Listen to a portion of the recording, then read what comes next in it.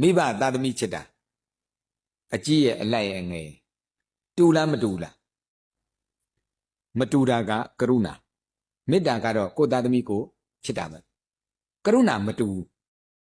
အကြီးစီဝါရေးပြည့်လေအလတ်စီဝါရေးပြည့်လေအငယ်လေးကလူကလည်းနည်းနည်းဆိုးခြင်းတယ်အလုပ်လက်ကြော့တင်အောင်မလုပ်ချင်ဒါပေမဲ့သားသမီးဆိုတော့သူချစ်တာပဲအဲ့ဒီမှာစိတ်ပူတာကသူ့ကိုပူသွားပြီအကြီးလက်အကြီးစရာမလိုသူကလည်းသူရက်တည်နိုင်တဲ့သူခြေထောက်ပေါ်သူရက်နိုင်အလတ်လည်းဒီတိုင်းပဲမိဘတော်ပြန်ကြွေးနေသေးတယ်ဟိုတရားဟုတ်ကြတော့ဘာဖြစ်ဘယ်မှလည်းအစင်မပြေအဲ့ဒါလေးကိုကရုဏာပို့ပြီးတော့အဲ့ဒါမုံလေးရလဲသူ့ပဲကြွေးအမွေပေးရင်တော့မှသူ့အနေနဲ့ပို့ပေးတယ်ဘာဖြစ်ဟိုဘက်ကစိတ်မပူအောင်ဒီဘက်ကစိတ်ပူအောင်လို့ပို့ပေးတာအဲ့ဒါသားသမီးချင်းသားသမီးတဲ့နားမလဲတော့ဘယ်လိုဖြစ်အမေတို့ကသူ့သားပို့ချစ်တာသူ့သမီးပို့ချစ်တာတွေ့လိုက်အမွေပေးတော့နင့်ပို့ပေးတာအမေသိနင့်အမျှဝေးဟောလောက်ကောင်နော်ဒီဘက်ကအဲ့ဒါအမျှရဖို့မစင်စားနဲ့အမှန်တကယ်တော့မေတ္တာကတော့ချစ်တာချင်းတူပါတယ်ဘာကွာတာကရုဏာဟိုကအခြေမလှလို့တနာပူတာမယုံရင်သားသမီးထဲမှာလေတချို့ဒီပိုလီယိုဆန်ညံရင်မမီတဲ့ကလေးရှိတဲ့မိဘတွေဘဲသွားအဲ့ကလေးမြက်ပါအတနာပူတာကိုပြောတာနော်ဒီကလေးကသူရှိမှဖြစ်မှာဆိုတော့လေသွားလျာလူကြားထဲမှာကလို့ဘာဖြစ်ခေါ်သွားတယ်အဲ့ဒါကြည့်လိုက်တော့အပြင်မေတ္တာကတူတော်လဲကရုဏာကဝါတယ်ဟိုဘက်နှစ်ယောက်ကပူစရာမလိုလို့မပူတာအဲ့တခုရှိတယ်နော်အဲ့ဒါမျိုးသားသမီးကမိဘကျွေးရင်လည်းနားလဲဖို့လိုတယ်ဘုန်းကြီးကငယ်ငယ်မှားဘူးလို့တခါကြီးနဲ့တက္ကမကြီးကိုကဲငါကျွေးဘူးတဲ့ရှေ့အောင်ကျွေးဦးမယ်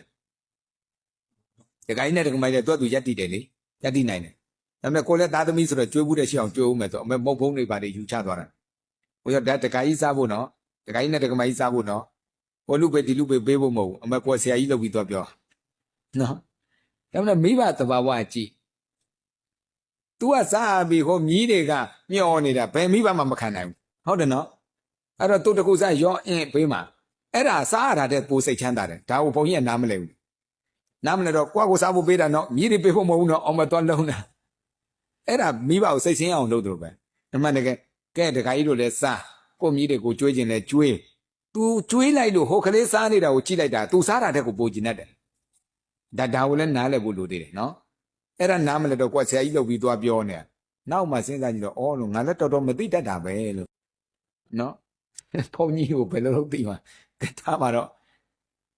အဲ့ဒါမိဘနဲ့သားသမီးချမ်းမှာအဲ့ဒီနားလဲမှုလေးတွေလွယ်မနေရင်အပြန်အလှန်မေတ္တာမဖြစ်တော့ဘဲနဲ့မိဘကိုအပြစ်မြင်နေလို့ဒါလေးတွေပြောပြတာနော်ဒီကြမ်းတော့မှရှိသေးတယ်မိဘဆိုရင်သားသမီးကလည်းမဟုတ်မခံဘက်ခနဲ့ပြန်ပြောတယ်ကျွန်တော်မှန်တာပဲကျွန်မမှန်တာပဲကဲအဲ့ဒါမိဘမှန်တာသားသမီးမှန်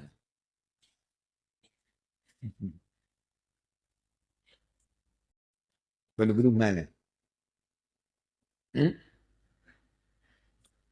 မိဘမှားပြီးဆိုတာသားသမီးကမှန်တယ်ဒါမနဲ့အဲ့ဒါကိုချက်ချင်းတုတ်ပြန်တယ်အဖေဘာသိလို့လဲအမေဘာသိလို့လဲဘယ်လိုညာလို့ဆိုတခါချက်ချင်းတုတ်ပြန်တယ်မိဘမှန်လားသားသမီးမှန်တယ်နော်အဲ့ဒါတွေးကြဖို့လို့လေမိဘမှန်သမျှကိုယ်ကလေးကိုစိတ်ပူရင်ဘာလို့မှဆုံးမမှာပဲဆူမှာပဲနော်သူမြင်ထားတဲ့ဟာကိုအမှန်လို့ထင်ပြီးတော့လေပြောရင်ပြောမယ်သားသမီးကမှန်နေပေမဲ့မိဘကသူမြင်ထားတာအမှန်ဆိုပြီးဆူမယ်အဲ့ဒါခွန်းတုတ်မပြန်နဲ့တော့တောက်ပြန်ရင်သားသမီးမှားပြီဟိုကမိဘလေတောက်ပြန်ကြည့်ပါလားငါချက်ချင်းပါထားရိုက်လိုက်လို့အဲ့ဒါသွားပြီးဂျလပတ်လေလဲသွားမှာ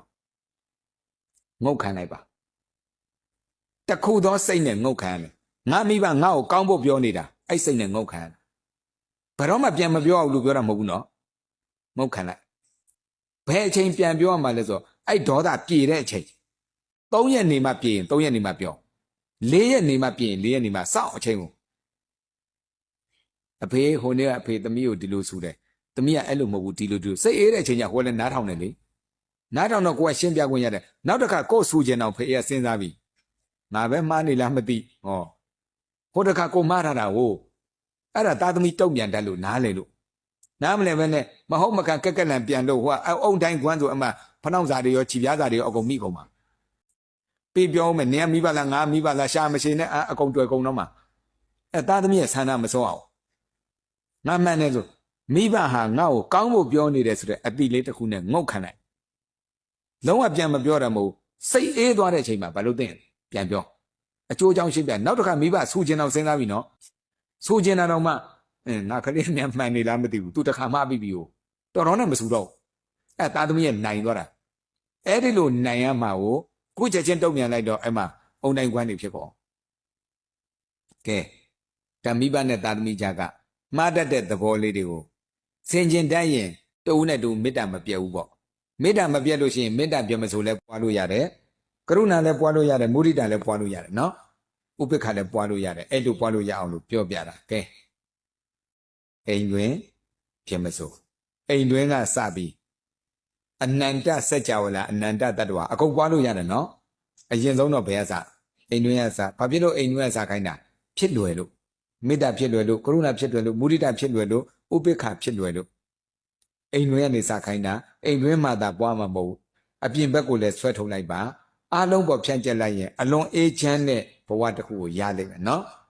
ကျင့်လဲကျင့်သုံးတဲ့အဲ့ဒီအပေါ်အခြေခံပြီးတော့ဝိပဿနာရှုနိုင်တဲ့မေဖို့နိဗ္ဗာန်ရတာဒါကြောင့်မိသားစုအတွင်းမှာအေးချမ်းပျော်ရွှင်စွာနေနိုင်အောင်ကျင့်သုံးတတ်ဖို့ဟောပါတယ်နေကုန်း